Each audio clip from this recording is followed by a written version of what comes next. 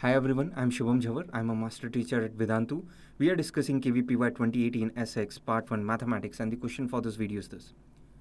Let S be the set of real numbers P such that there is no non-zero continuous function f defined from all real values to all real values satisfying integral 0 to x ft dt equal to p fx for all x belong to real. Then S is. So basically, S will be complement of the set of values of P for which there exists non-zero continuous function f defined from all real values to all real values satisfying the given condition for all real values of x.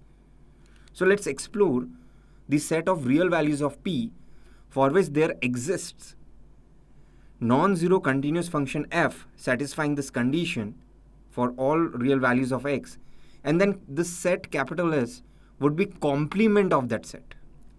So let's solve it.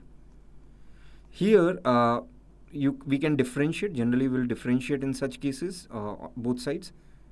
So using Newton-Leibniz differentiation, you may say left hand side becomes f of x, and right hand side, given that P is some parameter, some constant so to speak, P times f prime x is what it becomes.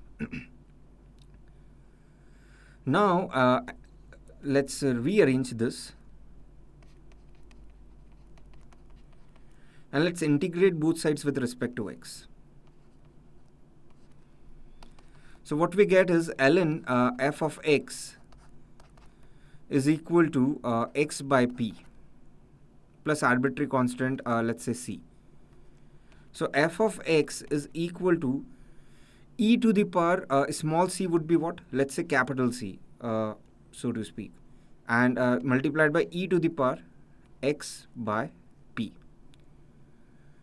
Now, how to find this, capital C?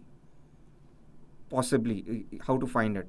So here, if you see carefully in the original expression, if you put x to be 0 on both sides, you'll get integral 0 to 0 ft dt, essentially it is 0, equal to p times f of 0. So that means, f of 0 is 0. Another possibility is p is 0. So when p is 0, let's say p is 0, then what you have is, when p is 0, if p is 0, then you have f of x equal to 0 for every x.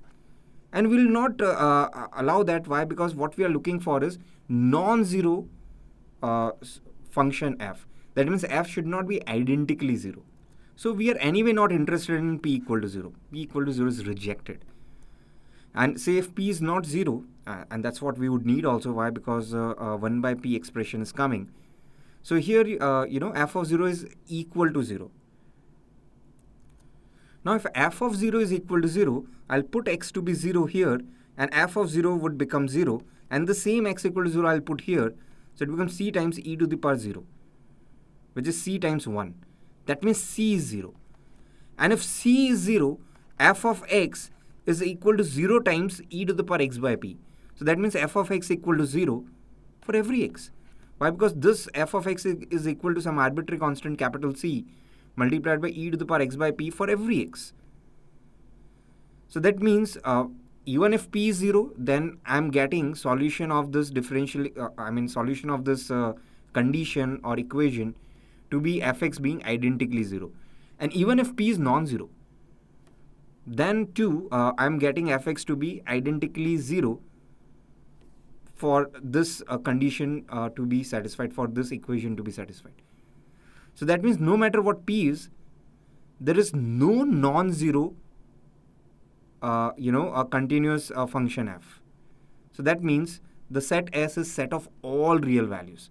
Why? Because for all real values of p, there is no non-zero continuous function f satisfying this. So answer is whole set R. That means all real values. Thanks for listening. Stay tuned for the next question.